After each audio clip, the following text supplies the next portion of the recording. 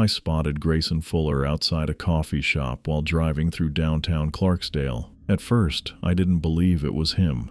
Hadn't seen the guy since high school graduation 3 years ago, when he just up and vanished without telling anyone where he was going. No calls, no texts, no social media updates. The Grayson I remembered wore ripped jeans and band t-shirts, drove a beat-up Civic, and was always scraping together cash for gas money. This guy standing on the sidewalk looked like Grayson's rich cousin or something. Tailored gray suit that probably cost more than I made in 2 months, shiny shoes, and leaning against a black BMW that still had the new car shine. I almost drove past, thinking I was mistaken, but then he turned and I caught his face in profile. Same nose, same jawline. Definitely Grayson. I pulled my Honda to the curb, the engine making that concerning rattle it had picked up last month. Before I even got out, Grayson spotted me, and his face lit up with recognition. He walked over with a confident stride I didn't remember him having. "Tommy, man, what are the odds?" He smiled wide, extending his hand for a shake. His grip was firm, almost too firm, like he was making a point. "Come on, let's grab a coffee. I've got something you might be interested in." I followed him into the coffee shop, trying to make sense of the transformation. The Grayson I knew had been a slacker with decent grades who talked about maybe going to community college. This Grayson moved like someone important, nodding to the barista like he owned the place. "What'll you have?" "My treat," he said, pulling out a leather wallet. "Just black coffee," I said, still studying him. The gold watch on his wrist caught the light as he paid. We sat at a corner table and I couldn't hold back anymore. "Where the hell did you disappear to after graduation? And what's with—" I gestured vaguely at his entire appearance. Grayson laughed, but it sounded practiced. "Found a great opportunity. Speaking of which—" He leaned forward, lowering his voice slightly. "How's things at the auto parts store?" I winced. "Got laid off last week. They're closing that location." "Perfect timing then," Grayson said, looking pleased in a way that made me slightly uncomfortable. "I've got a job opening. Night desk clerk at the hotel I work for. Pays exceptional." "Hotel? What hotel?" I asked. I knew most businesses in Clarksdale, and there wasn't any luxury hotel that would require suits like the one Grayson wore. "It's outside town, exclusive clientele, very private." He pulled an envelope from his jacket pocket. "Pays $2,000 a week, cash, plus tips." I nearly choked on my coffee. $2,000 a week, that was more than triple what I made at the parts store. With money like that, I could finally catch up on rent, fix my car, maybe even start paying down my student loans from that year of college I couldn't afford to finish. "What's the catch?" I asked, because there had to be one. Grayson smiled that new smile of his, confident, almost smug. "The catch is you have to follow some specific rules. The hotel has particular standards." He slid a piece of expensive-looking paper across the table. I picked it up and read through the list. 1. Never stop for anyone on the drive to or from the hotel, regardless of circumstances. 2. Do not look directly at the exterior of the hotel when arriving or leaving. 3. All personal electronics must be stored in designated lockers during shifts. 4. Never enter guest rooms even if requested to do so. 5. Do not engage guests in personal conversation beyond standard greetings. 6. If you hear your name called from an empty corridor, do not respond or investigate. I read the list twice, then looked up at Grayson. "This is a joke, right?" "Not at all. The owners are eccentric, old money types, very particular about maintaining a certain atmosphere." He shrugged like it was perfectly normal. "The pay makes up for the quirks." I stared at the rules again. They were weird, no question, but was it any weirder than some of the customer service policies I'd dealt with before? And $2,000 a week? "When would I start?" I asked, still not fully committed. Grayson checked his watch. "Tonight, 11 p.m. to 7 a.m., 5 nights a week." "Tonight?" I don't even know where this place is." He reached into his pocket and pulled out a key fob with a Lexus logo and 5 $100 bills, placing both on the table between us. "Company car for employees. GPS is already programmed with the route, and this is your first advance." He pushed the money toward me. "Consider it a signing bonus." $500. My rent was due in 3 days and I was short. My fridge held half a gallon of milk, some questionable lunch meat, and a few beers. My gas tank was hovering near empty. That money would solve my immediate problems, and the job would fix everything else. I picked up the cash, feeling the weight of the decision. These rules, they're just about maintaining some fancy image, right? Nothing illegal going on. Just rich people being weird, Grayson assured me. "You check in guests, handle basic requests, make sure nobody disturbs anyone else. Easy money." I looked at the rules again. The last one made the hair on my arms stand up a bit. If you hear your name called from an empty corridor, do not respond or investigate. What kind of hotel needed that rule? But $500 sat in my hand, and the promise of more to come. My bank account was overdrawn. My credit card was maxed out. My landlord had already given me one extension. "Okay," I said, pocketing the cash and taking the keys. "I'll do it." "Perfect." Grayson stood, straightening his already perfect suit. "The car's parked around the corner, black Lexus sedan. Drive home, get some rest, and be ready to leave by 10. The GPS will guide you. It takes about an hour to get there." As we walked out, I couldn't shake a growing sense of unease. Something about Grayson's manner felt rehearsed, like he was playing a role. The Grayson I knew used to crack jokes and talk about bands. This version seemed almost too polished, too perfect. "One more thing," Grayson said as we reached the sidewalk. "The rules are non-negotiable.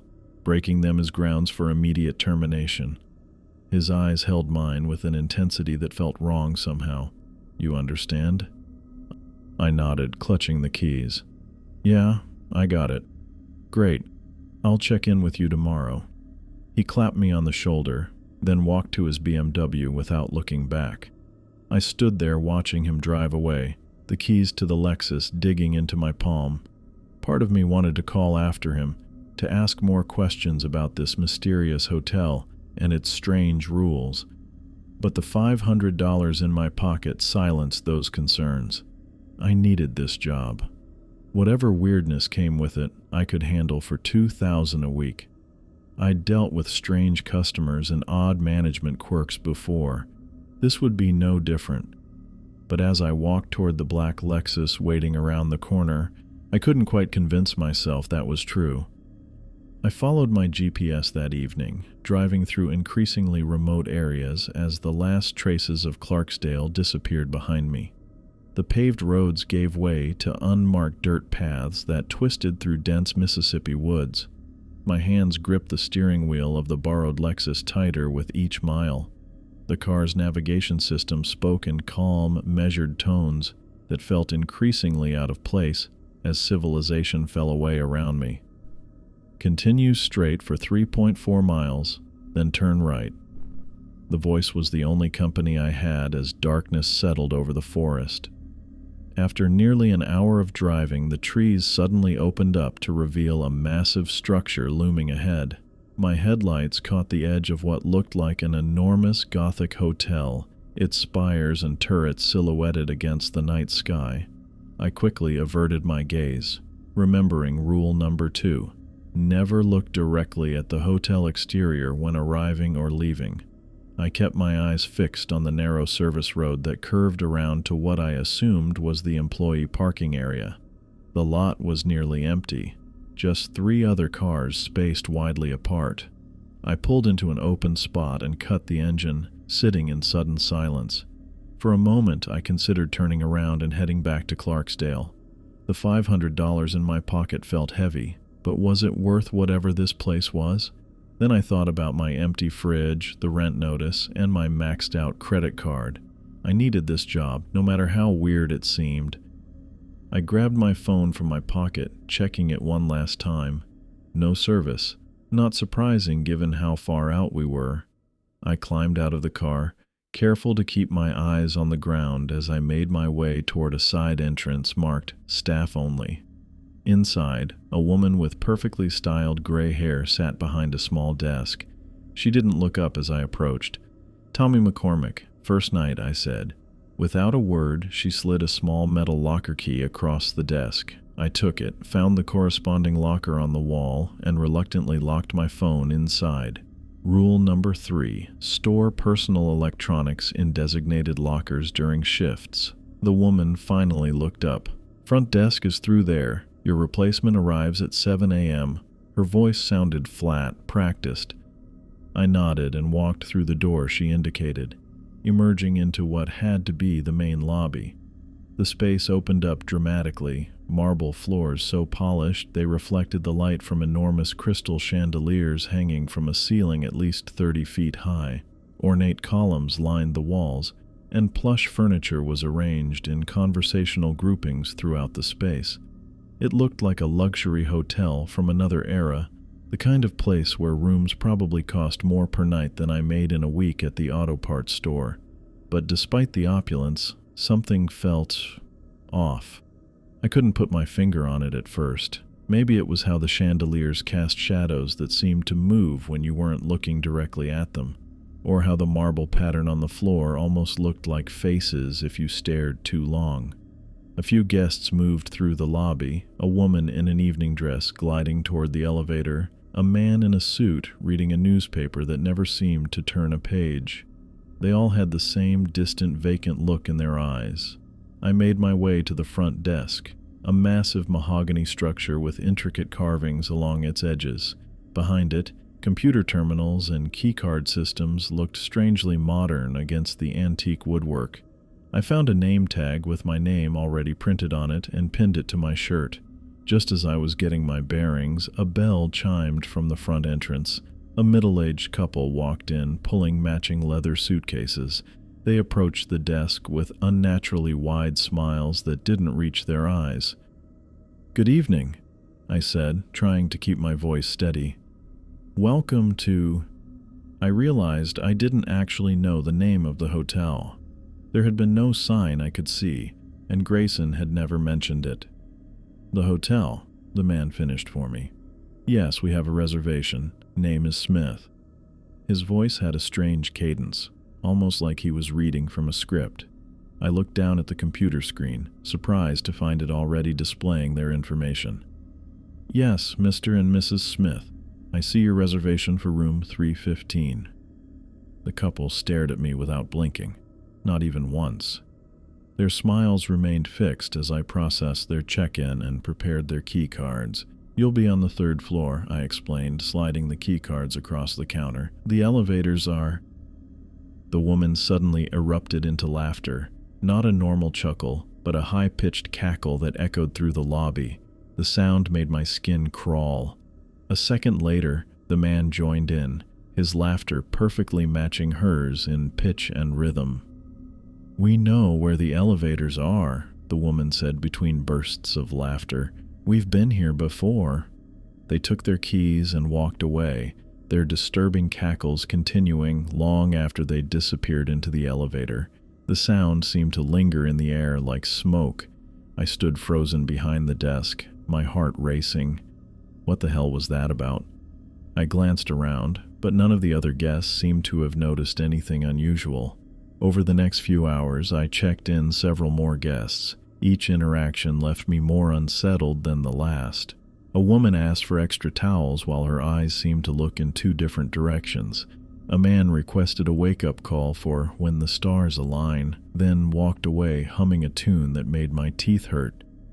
I tried to focus on the routine tasks, checking people in, answering questions about hotel amenities, directing guests to the restaurant or bar, but I couldn't shake the feeling that something was deeply wrong with this place and everyone in it. Around 2 a.m, I noticed a businessman in a pinstriped suit walking across the lobby toward the bar. Nothing unusual about that, except 10 minutes later, I saw him again, walking the exact same path, with the same briefcase, making the identical movements. His steps matched perfectly with his previous crossing, down to how he checked his watch at precisely the same spot. I watched in disbelief as he appeared a third time, repeating the same robotic pattern. When I blinked, he was gone. A group of children ran through the lobby shortly after, moving with such speed that they appeared as little more than blurs. They made no sound as they ran, no footsteps, no laughter, no voices, just silent shapes moving faster than should be possible. By 3 a.m., the lobby had grown quieter, with fewer guests moving about.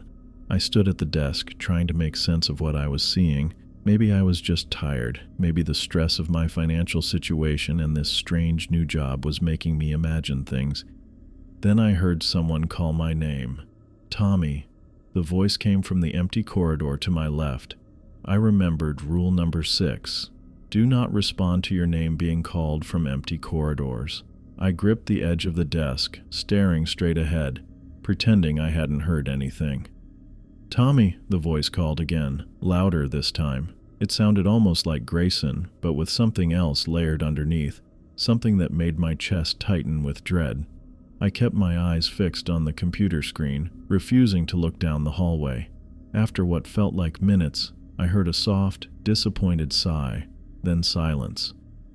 The rest of my shift passed in a blur of strange encounters. A guest checked in speaking what sounded like English played backward. Another stood motionless in front of the elevators for over an hour. A woman at the bar kept removing and replacing her earrings, which seemed to change color each time. I found myself counting down the minutes until 7 a.m., when my replacement would arrive and I could leave this place. The $2,000 a week suddenly didn't seem worth it, but I was trapped here until morning. No phone, no car keys except to the Lexus that had brought me here, and miles of dark forest between me and anything resembling normal. As the night wore on, my growing sense that something was terribly wrong with this hotel solidified into certainty. This wasn't just an eccentric establishment with wealthy, peculiar clients. This was something else entirely, something I couldn't explain or understand. The rules Grayson had given me weren't arbitrary. They were warnings, and I was beginning to think they might be the only thing keeping me safe. I watched the minute hand on the lobby clock tick toward 7. My first shift was nearly over, and I'd never been so ready to leave a place in my life. The main entrance doors were still dark, but through the tall windows I could see the sky turning a lighter shade of blue. A woman in the same black uniform I wore approached the desk. She had short gray hair and moved with the stiff, precise steps I'd seen from other staff members. "You may go," she said, her voice flat. No introduction, no questions about how the night had gone. I nodded and slid out from behind the mahogany counter, careful not to brush against her as she took my place. Her eyes followed me across the lobby, unblinking. I hurried through the staff door and down the hallway to the locker room. My hands shook slightly as I worked the small key in the metal locker. The familiar weight of my phone felt reassuring as I pulled it out and slipped it into my front pocket. The walk to the employee parking lot seemed longer than it had last night. Each step away from the building made me breathe a little easier. When I finally reached the black Lexus, I unlocked it and dropped into the driver's seat, letting out a long breath I hadn't realized I was holding. I started the engine and backed out of the space, following the winding driveway away from the hotel. The GPS automatically activated, displaying the route back to town. As the massive Gothic structure disappeared behind me, I felt a weight lift from my shoulders. The drive home was quiet, just me and the hum of the luxury car's engine as I followed the dirt roads through the dense woods. When I finally reached the main highway, the sun had risen fully, casting long shadows across the pavement. By the time I pulled into my apartment complex, my eyelids felt heavy. I parked in my usual spot next to the dumpster with the broken lid. The contrast between the gleaming Lexus and my rundown building wasn't lost on me. I trudged up the metal stairs to my second-floor apartment, fishing my keys from my pocket. Inside, I headed straight for the bedroom, ready to collapse. Before falling into bed, I reached for my phone to set an alarm. My pocket was empty. I patted my other pockets, then checked my jacket. Nothing. I was sure I'd put my phone in my front right pocket after taking it from the locker. I always put it there.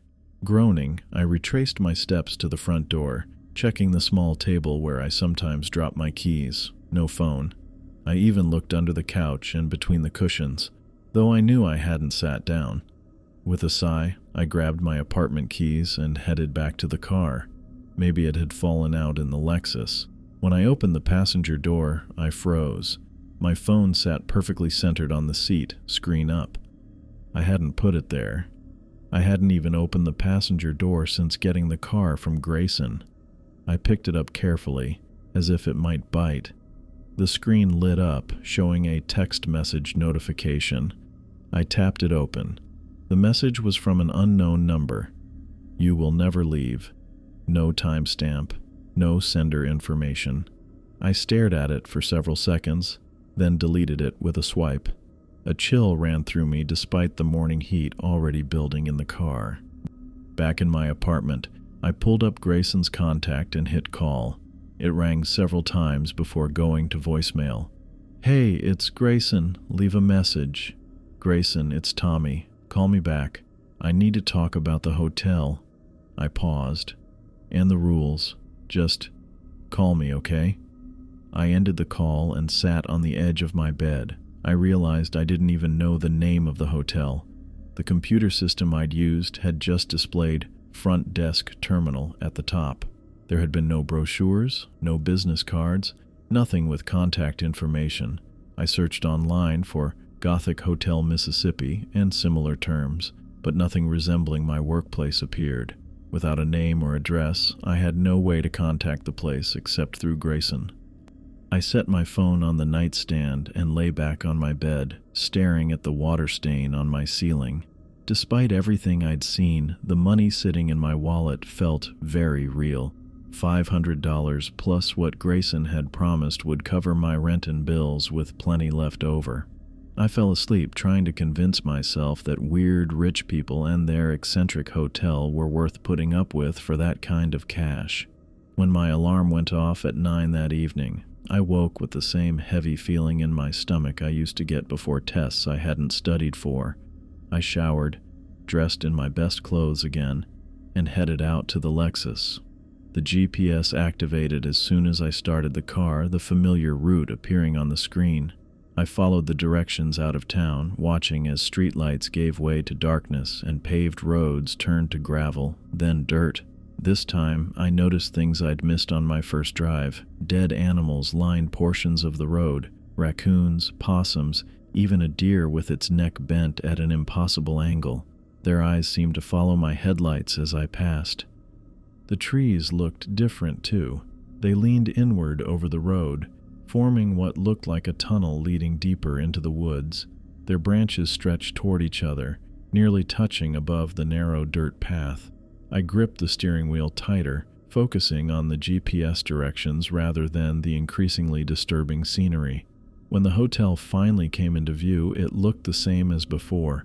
Massive stone walls, Gothic spires reaching toward the night sky, windows glowing with warm light. But something felt different. As I pulled into the employee parking lot, a sense of dread washed over me so strongly that I nearly put the car in reverse and drove away. My hands trembled as I turned off the engine. I remembered the $500 in my wallet and the promise of more. I needed this job. I couldn't go back to being broke, not when I had bills due.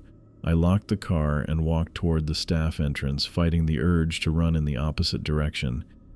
Inside, I went through the same routine. Locker room, phone locked away, name tag pinned to my shirt. The gray-haired woman nodded at me as I passed the staff desk, her eyes following me down the hallway. The lobby looked the same, marble floors, crystal chandeliers, ornate furniture, but the air felt heavier, like the moment before a thunderstorm. I took my place behind the front desk and logged into the computer system. Almost immediately, a couple approached to check in. "Welcome," I said, the rehearsed greeting feeling stiff on my tongue. "Checking in?" The man nodded, his smile too wide. "Room 417, please." I typed the room number into the system, and their information appeared on the screen. Mr. and Mrs. Davis, I have you for 3 nights. The woman leaned forward. Yes, that's right, she whispered, but her voice carried across the lobby as if she were speaking directly into my ear. 3 nights is all we need. I swallowed hard and processed their check-in, handing over the key cards. Elevator is to your right. Enjoy your stay. They walked away, whispering to each other. Their voices somehow reached me clearly, despite the distance. He's new. Yes, but he'll learn. They always do.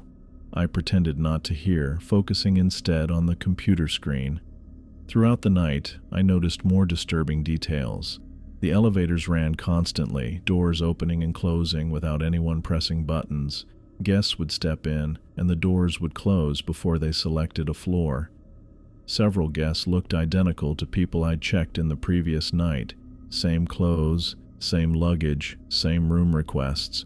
When I checked the system, their names were different, but their faces were exactly the same. A woman in a red dress sat in the lobby for hours, never moving, never blinking. When I glanced away and looked back, she would be in a slightly different position, like a statue that moved when no one was watching. Around 2 in the morning, a man approached the desk. He wore the same pinstriped suit as the businessman I'd seen crossing the lobby 3 times the night before. I need a wake-up call, he said, his voice monotone. Of course, sir. What time?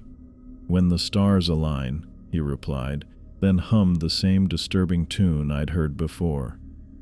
I nodded and pretended to make a note in the system. All set, sir. He smiled, revealing teeth that seemed too numerous for a human mouth. Perfect.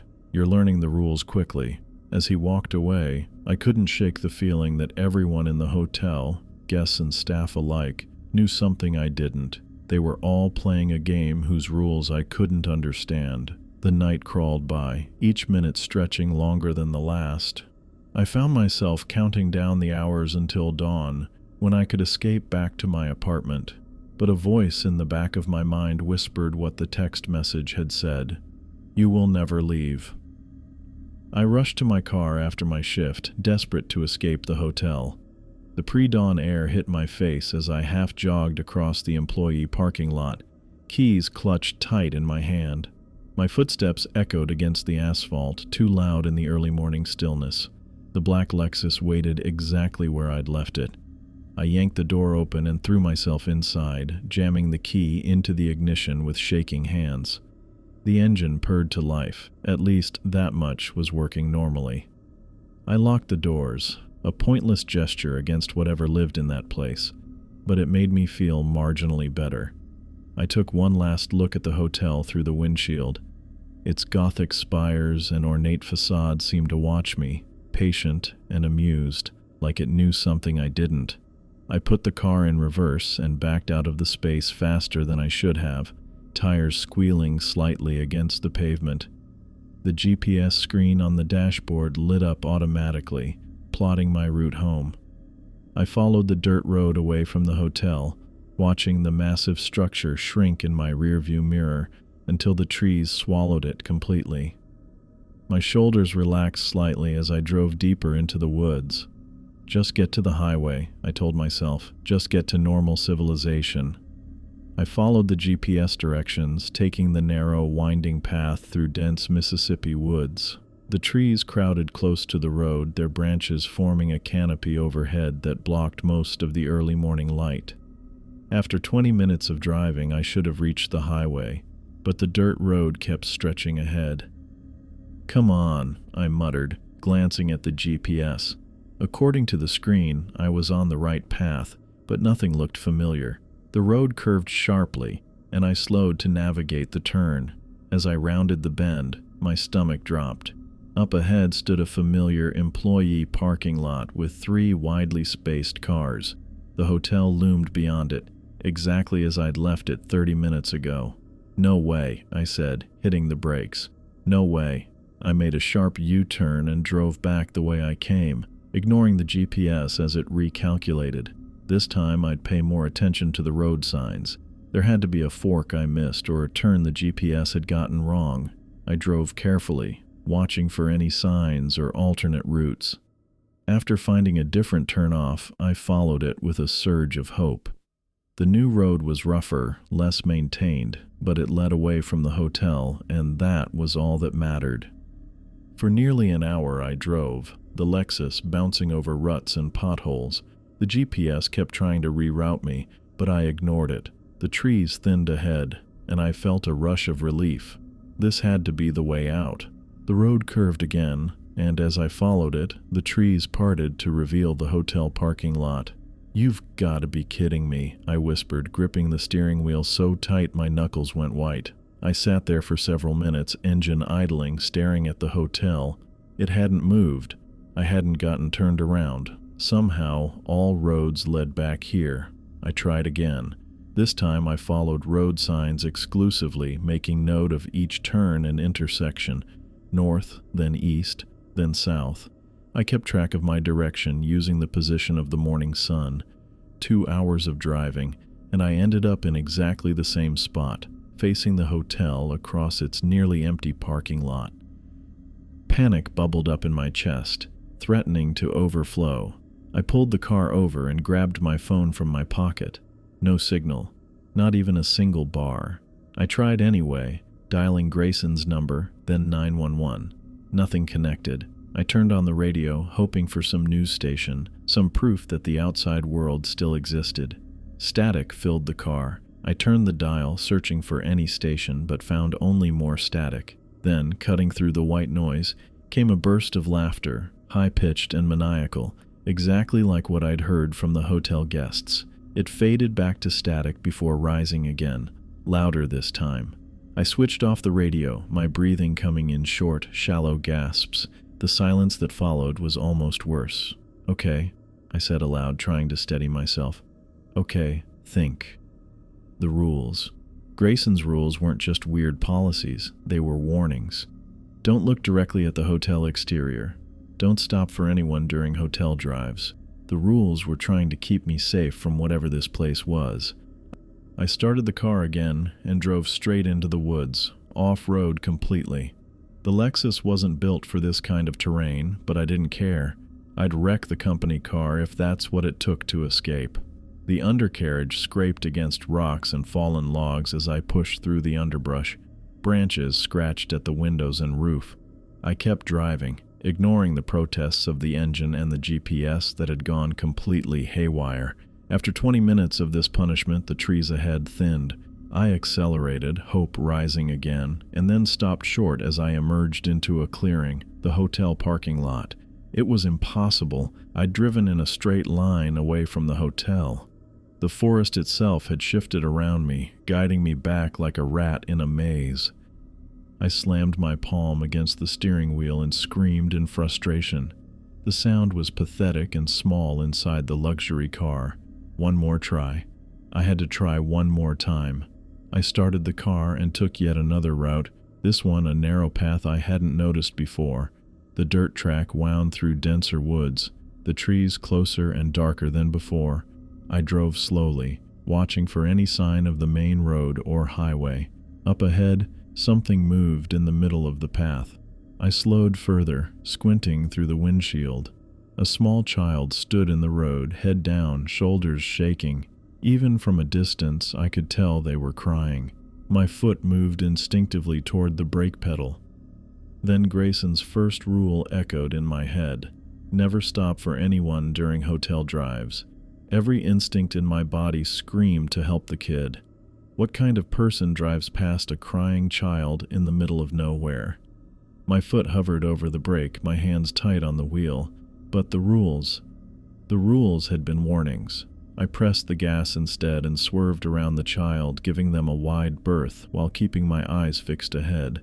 My heart hammered in my chest as I passed, fighting every natural impulse to stop and help.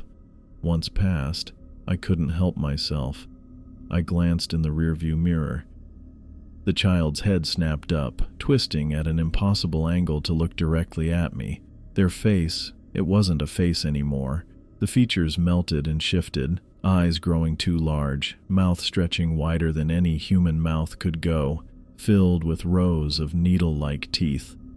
I watched, paralyzed with horror, as the thing that wasn't a child anymore seemed to unravel at the edges, its form dissolving like smoke until nothing remained on the road behind me. My hands shook so badly I could barely keep the car on the narrow path.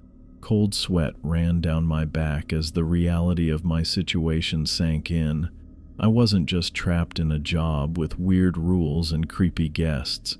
I was trapped in something beyond natural explanation, something that could bend roads and forests, something that could appear as a crying child one moment and a nightmare the next, and I had no idea how to escape.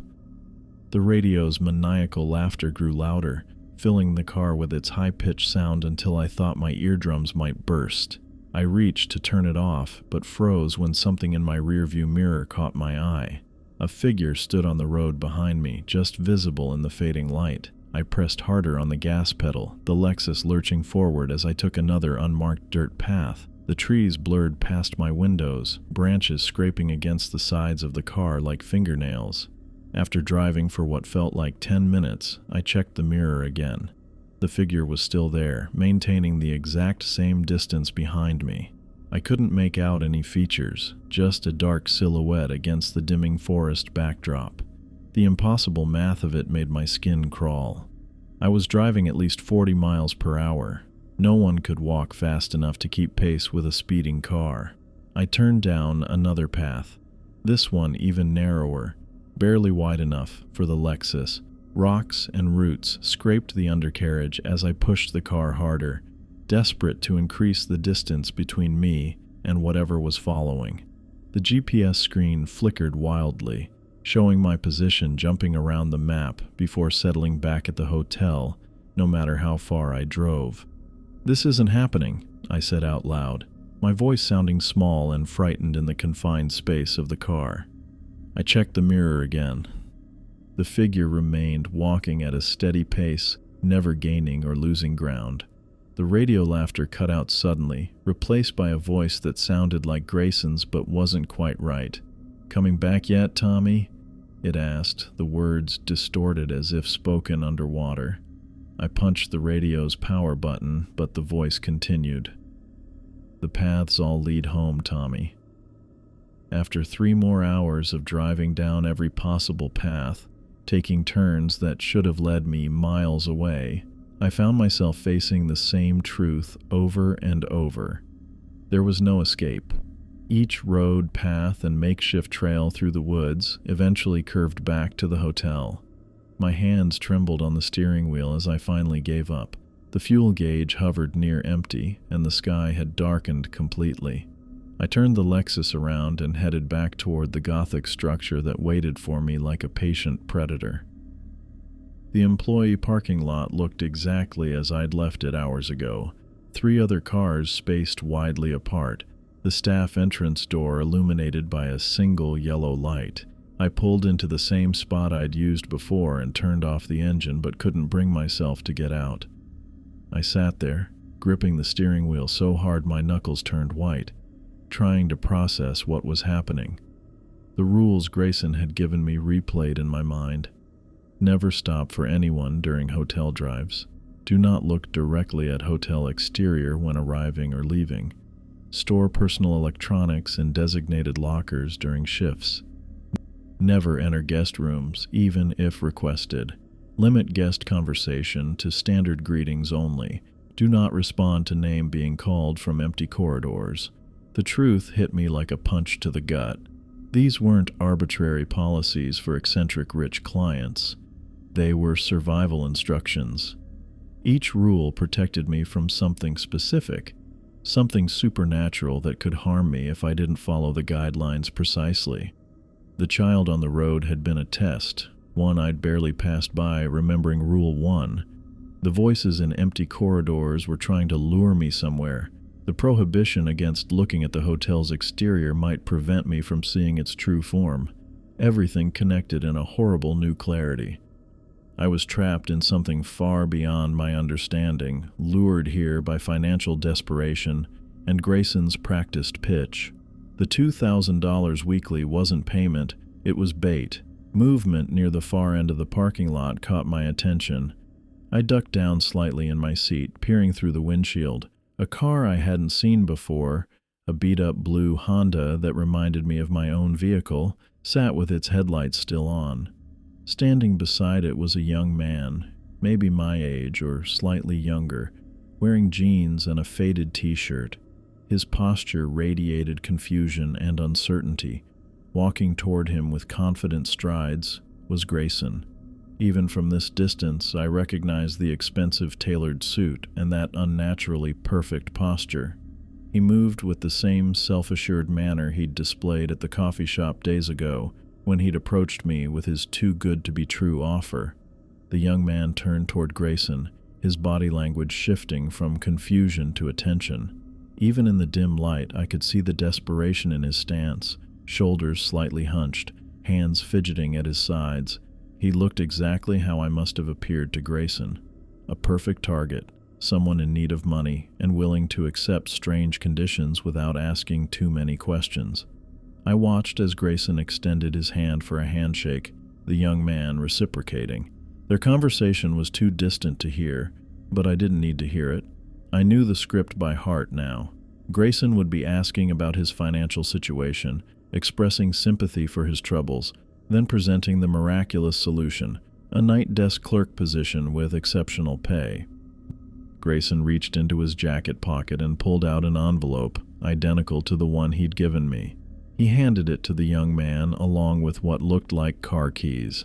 The young man took them, examining the keys with the same mixture of confusion and hope I'd felt when Grayson had placed them in my palm. Now Grayson was talking more intently, leaning slightly forward. I could almost hear the words, "There are some rules you need to follow." He was likely explaining the 6 conditions, presenting them as quirky requirements from eccentric owners rather than the warnings they truly were. The young man nodded eagerly, his head bobbing up and down as Grayson spoke. He was accepting everything without question, desperate enough to overlook the strangeness, just as I had done.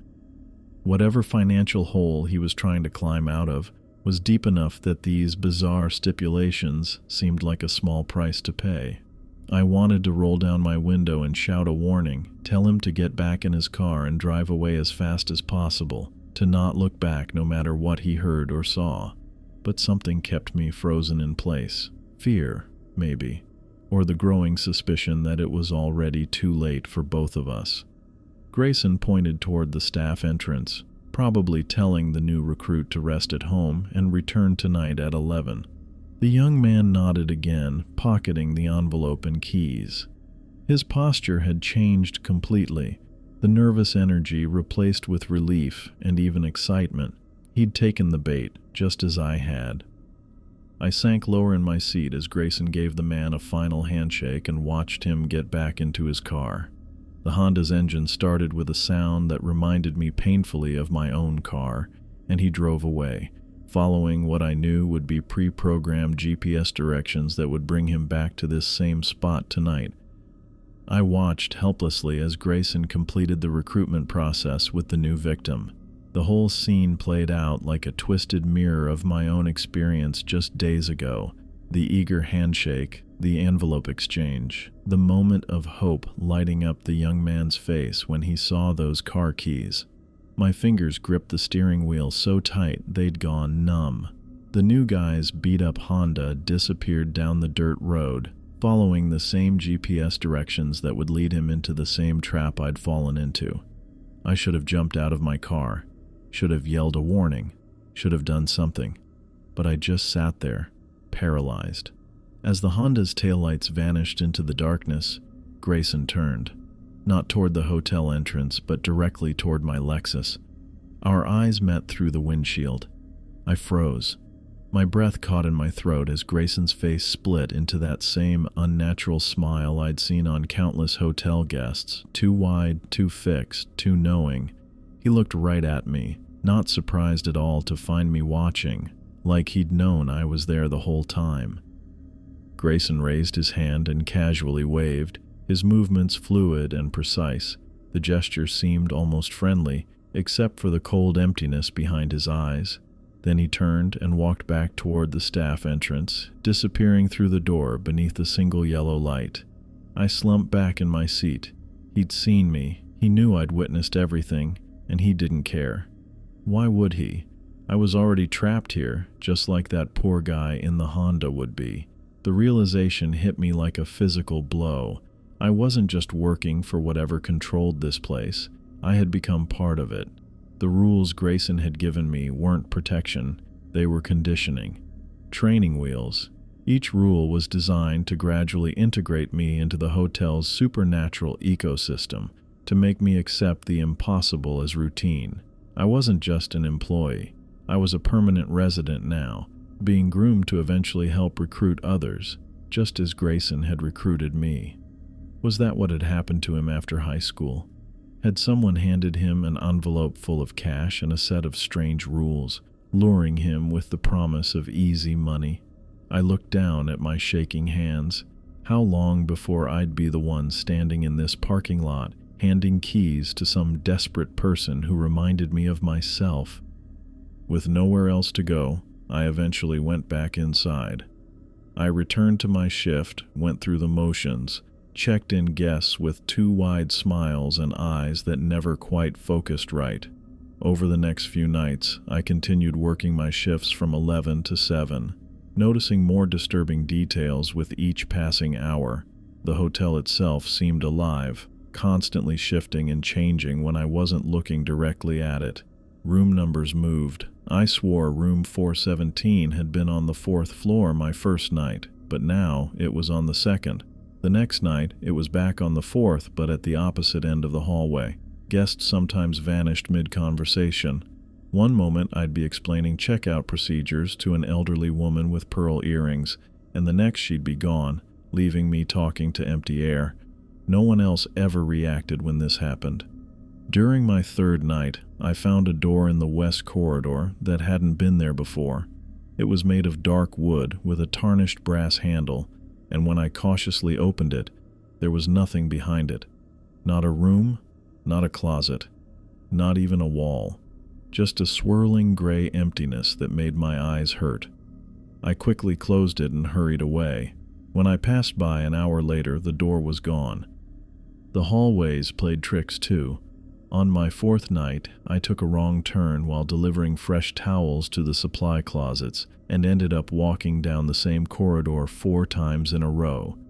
Each time I reached the end and turned right, I found myself back at the beginning of the same hallway. The paintings on the walls, landscapes with 2 dark forests and mansions that looked disturbingly like the hotel itself, seemed to watch me as I passed. The other staff never spoke directly to me.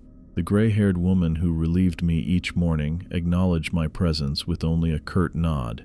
The maintenance man I occasionally glimpsed fixing things that weren't broken simply looked through me as if I wasn't there.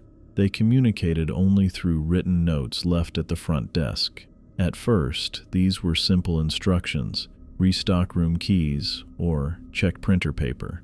But as days passed, the messages grew stranger. Words I didn't recognize appeared mixed with normal English. Symbols that hurt my eyes to look at directly took up more space on each note. One night I found a note written entirely in what looked like hieroglyphics, except they moved slightly when I wasn't focusing directly on them. When I picked it up, my fingertips went numb, and I quickly dropped it back on the desk. I was changing too. I could feel it. The things that had terrified me during my first shift now seemed merely unusual. The businessman with too many teeth who asked for wake-up calls when the stars align no longer made me flinch. I found myself nodding along to his humming, the disturbing tune now familiar in my head.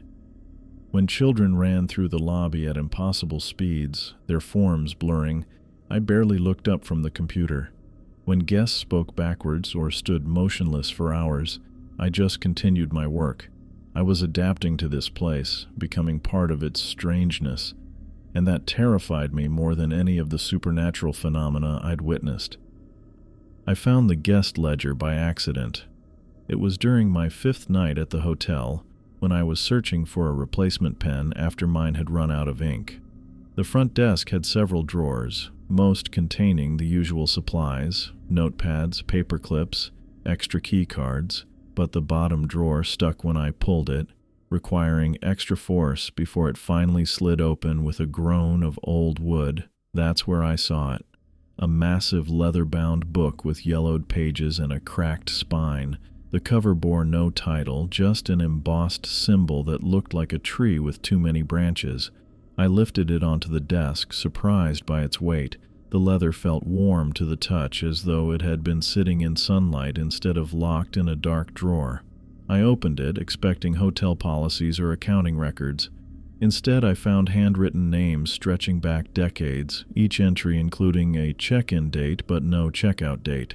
The ink changed color and handwriting style every few pages, as if different people had maintained the ledger over time.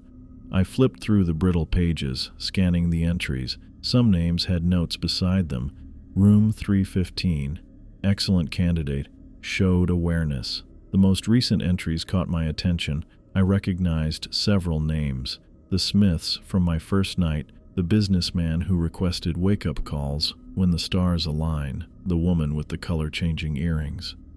Then I saw a name that made my blood freeze. Grayson Fuller, room 217, shows exceptional potential. The entry dated back to 3 years ago, right after our high school graduation when he disappeared. The handwriting matched the entries from that period, neat and precise with sharp edges to each letter. I turned more pages, moving backward through time. The entries continued in the same pattern, guests checking in, never checking out, then appearing later as staff. I recognized the gray-haired woman who never spoke. Her name was listed as a guest in 1987, then appeared in staff notes from 1988 onward. The pattern repeated dozens of times. Guests became employees. Employees became recruiters. No one ever left. My hands trembled as I flipped back to the most recent pages. Near the bottom of the last filled page, I found my own name.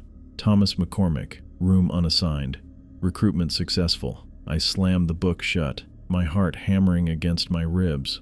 The hotel wasn't just employing people with strange rules. It was collecting souls, turning each victim into a new recruiter to bring in more victims.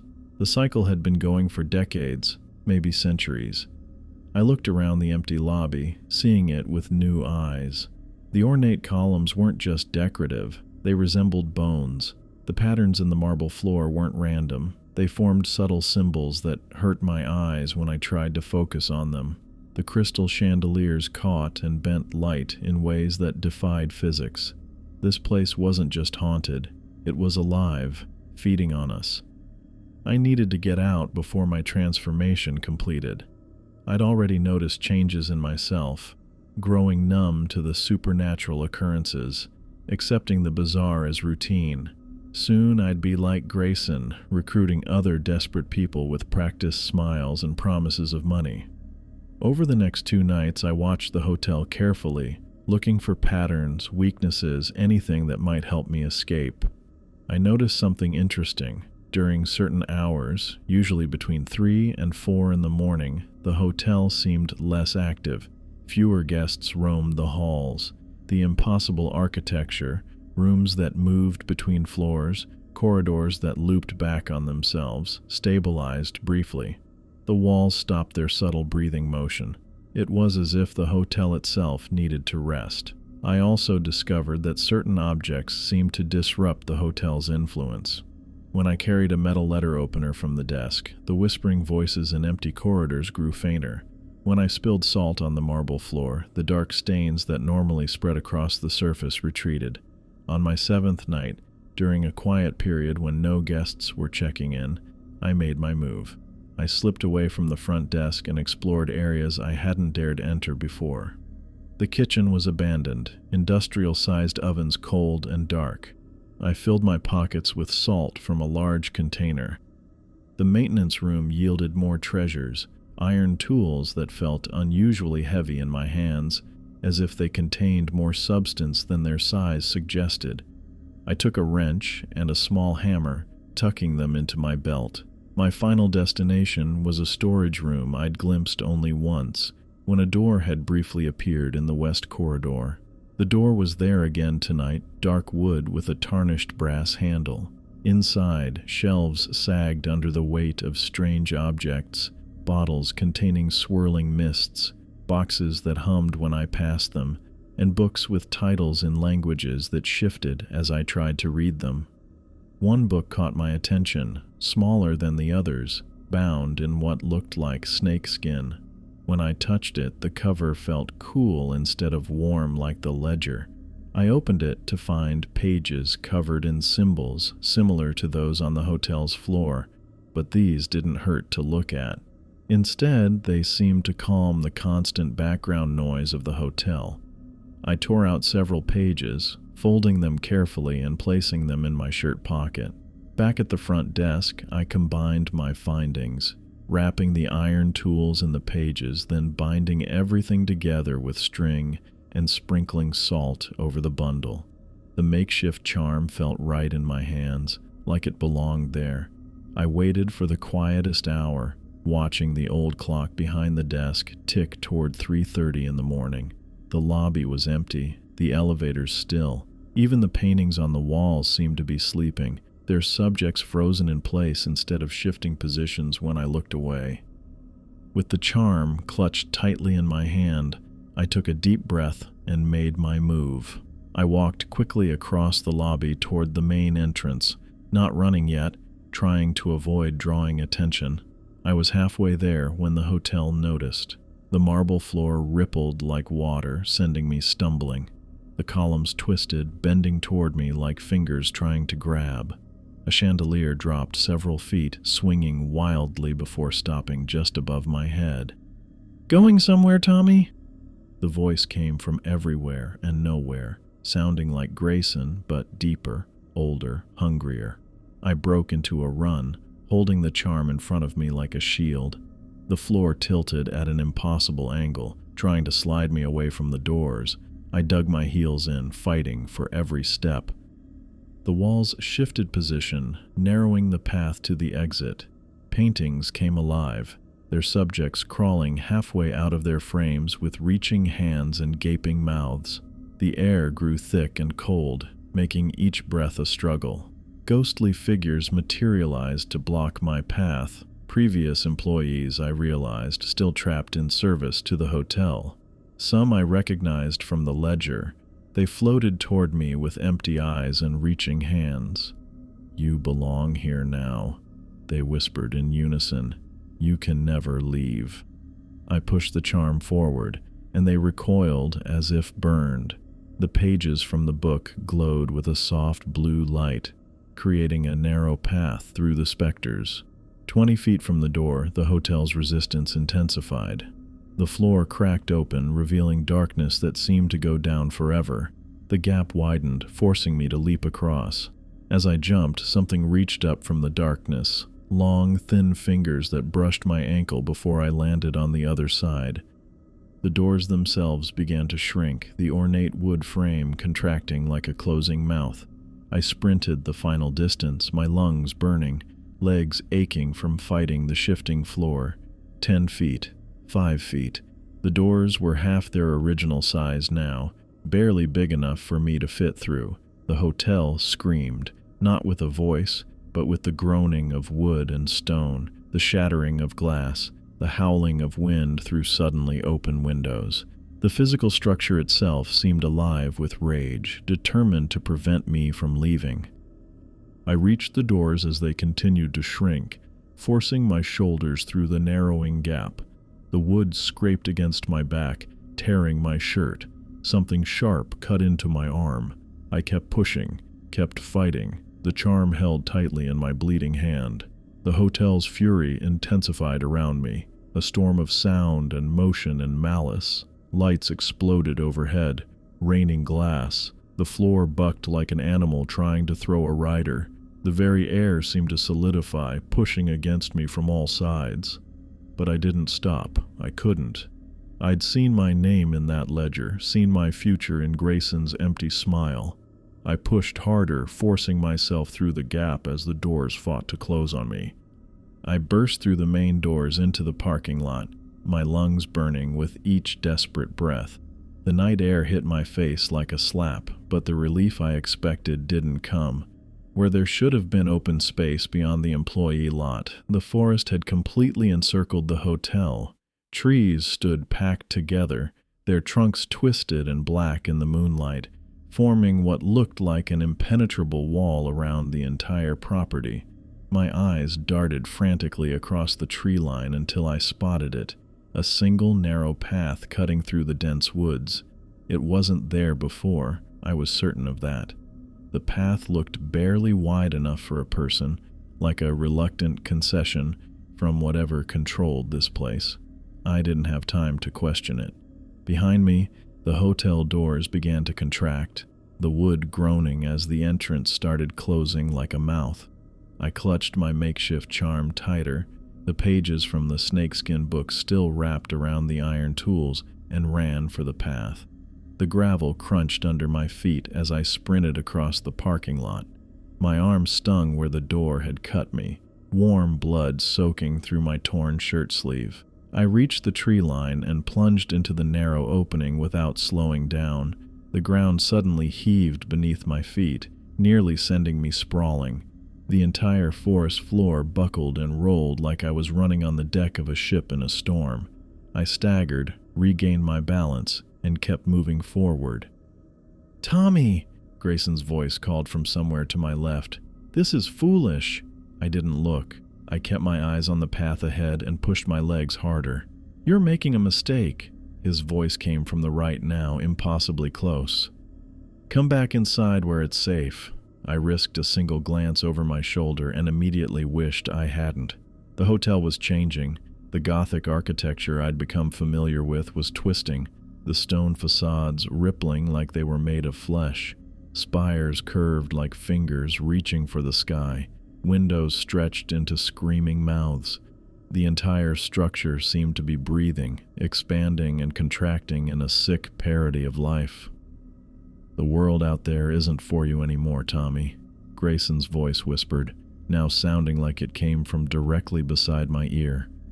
"You belong with us now." I swatted at the air next to my head and kept running. The path narrowed further, tree branches reaching down like arms. One whipped across my face, leaving a stinging cut on my cheek. I raised my arm to shield my eyes and pushed forward.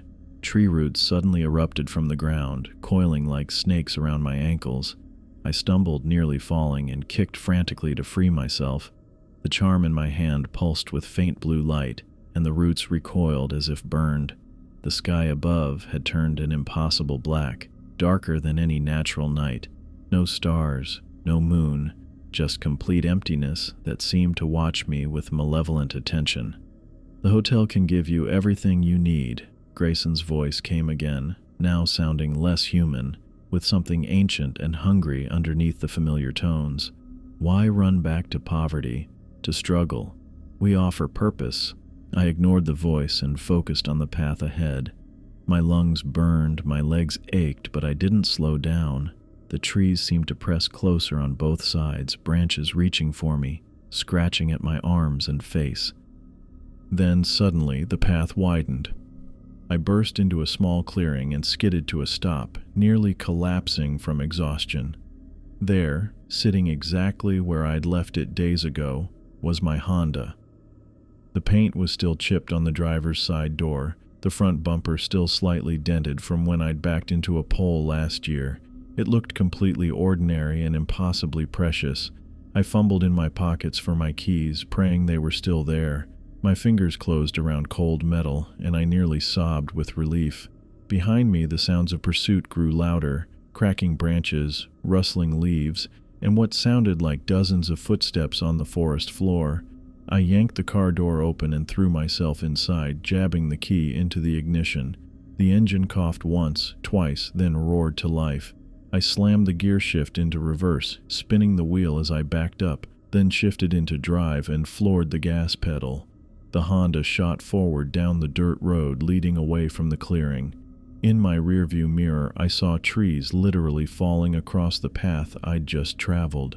massive trunks crashing down as if the forest itself was collapsing. The dirt road was barely visible in my headlights, full of potholes and rocks that made the car bounce violently. I gripped the wheel with white knuckles, fighting to keep control as I sped away from the hotel.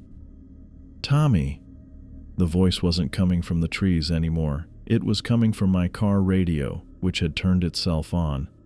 "This isn't over. You know that, don't you?" I punched the power button, but the voice continued.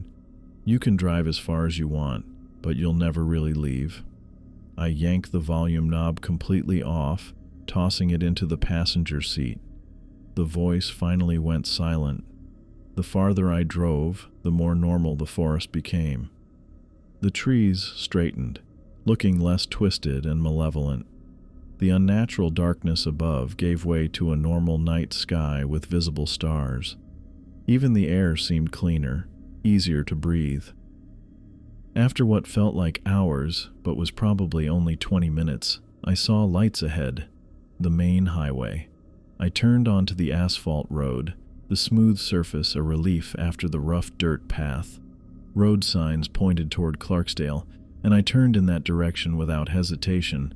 My hands wouldn't stop shaking on the wheel. Every few seconds I checked the rearview mirror, half expecting to see headlights following me, or worse, the hotel itself somehow pursuing me down the highway. The adrenaline was wearing off, leaving me hollow and exhausted. My cuts stung, my muscles ached, and my head pounded with a building headache.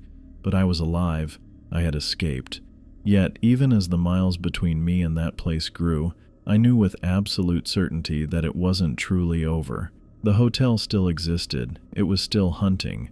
And Grayson, or whatever Grayson had become, would eventually find someone else. Someone desperate, someone struggling financially, someone who wouldn't look too closely at an offer that seemed too good to be true, just like I hadn't. I needed to warn people. I needed to tell someone what was happening in those woods. But who would believe me?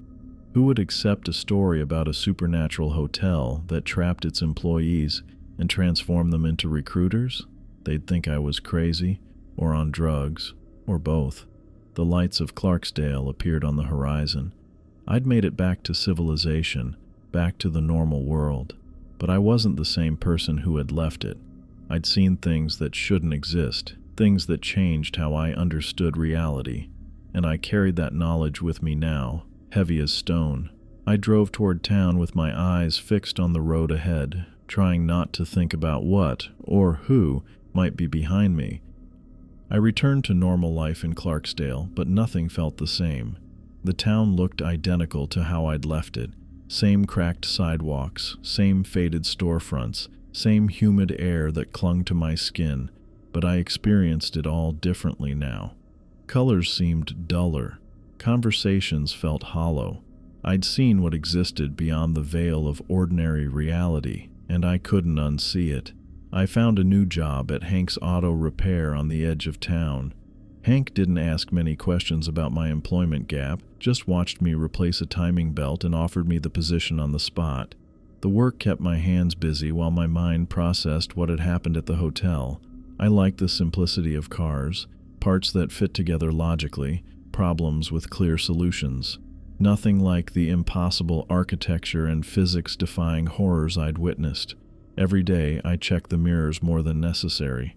When customers entered the garage, I studied their faces for too wide smiles or eyes that didn't quite focus right. I flinched at sudden laughter. Once I dropped a wrench and nearly bolted when a businessman in a pinstriped suit asked about his repair estimate. He wasn't the businessman from the hotel, just an ordinary guy with ordinary teeth, but my heart raced until he left. "You okay, Tommy?" Hank asked that day, wiping grease from his hands. "Looked like you saw a ghost." "Just jumpy," I said. "Didn't sleep well." I slept terribly most nights. When I did manage to drift off, I dreamed of endless corridors and doors that opened to nowhere. I'd wake up sweating, convinced I heard my name being called from the dark corners of my apartment. My apartment became my research center. I taped maps to the walls, marked locations of similar phenomena throughout Mississippi, red pins for disappearances, blue for strange structures reported then mysteriously absent, yellow for accounts of people experiencing lost time in the woods. I printed forum posts, newspaper clippings, and historical records. Strings connected related incidents, creating a web of information that covered an entire wall. I found patterns. Every 27 years, clusters of disappearances occurred within a 50-mile radius of where I believed the hotel stood. Local legends of hungry houses dated back to the 1800s. 3 separate accounts describe buildings that changed when you weren't looking. None matched the Gothic architecture I'd seen, but the similarities were unmistakable. 2 weeks after my escape, I contacted the county sheriff's office. The deputy who took my statement looked at me like I was crazy but promised to check the coordinates I provided. 3 days later, he called back. "We sent a patrol car out there," he said. "Nothing but normal forest for miles. No buildings, no roads besides the main logging path. You sure about those coordinates?" "Completely sure," I insisted. "Did you check exactly where I marked?" "Buddy, we spent 4 hours combing that area. It's just trees, regular trees, not, what did you call them? Twisted black trees forming an impenetrable wall. Maybe you got turned around out there." I hung up and added his report to my wall. The hotel could hide itself, or perhaps existed in a place that overlapped with our world but wasn't fully part of it. I wasn't surprised. Disappointed, but not surprised. I tried the state police next, then a local news reporter who specialized in strange occurrences. Nobody found anything. The reporter seemed interested until we reached the location, then suddenly became dismissive, checking her watch and claiming she had another appointment. Her eyes had glazed over slightly when she looked in the direction where the hotel should have been. The first text message came at 3:17 in the morning, exactly 3 weeks after my escape. My phone chimed on my nightstand, pulling me from a fitful sleep. No sender information, no number, just 5 words. "Room ready for check-in." I threw the phone against the wall hard enough to shatter the screen. The next day I bought a new one, transferred my contacts, and tried to forget about it. 6 days later, at 3:17 in the morning, the new phone chimed. Same message. No sender. I destroyed that phone too, and the next one, and the one after that. It didn't matter. The messages always found me, always at 3:17, always the same 5 words. Sometimes they included a room number. Once, horribly, the message read, "Grayson misses you." I started a support group that met Tuesday evenings at the public library. I posted flyers around town. Have you experienced lost time in the woods, seen buildings that shouldn't exist, encountered people who seemed wrong?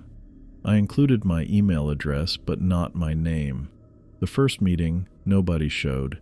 The second, an elderly man came but left when I mentioned the hotel. The third meeting brought 4 people, 2 college students who thought it would be funny to hear a ghost story, a middle-aged woman who believed aliens were responsible for everything unexplained, and a quiet man in his 30s who sat in the back and never spoke.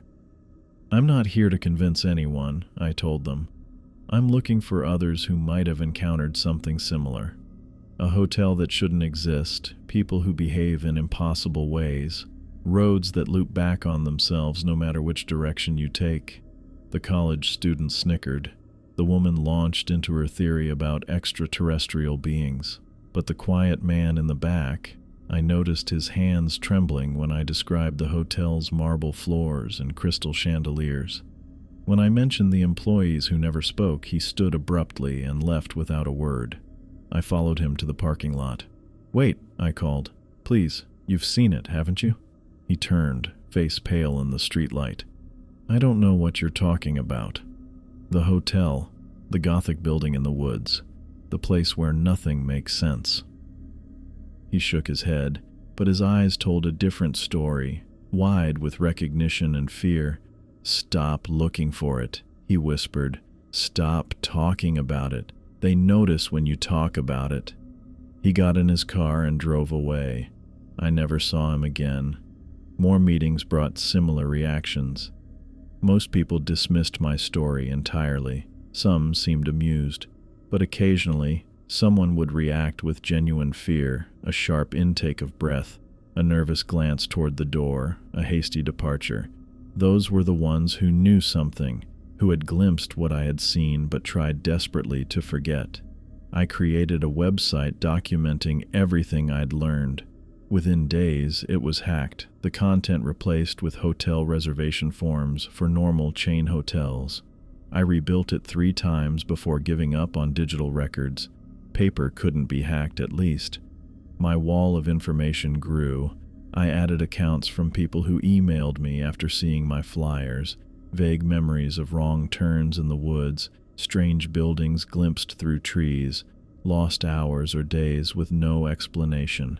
Most couldn't remember details, just feelings of dread and wrongness. One night, I woke to find my research wall completely rearranged.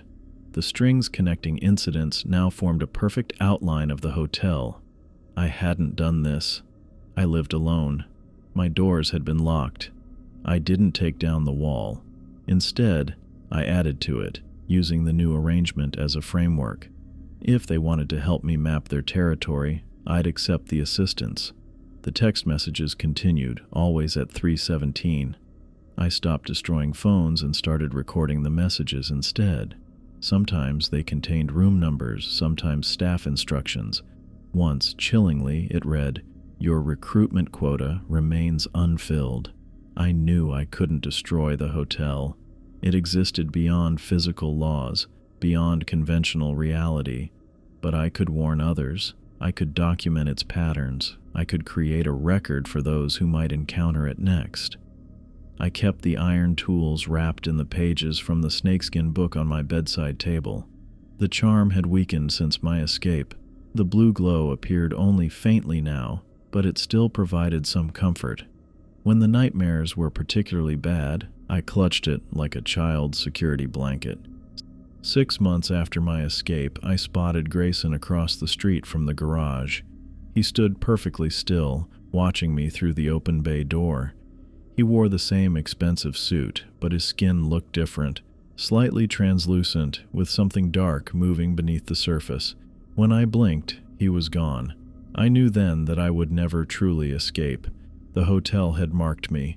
I carried it with me now, a knowledge that separated me from everyone else in Clarksdale, from everyone else in the normal world.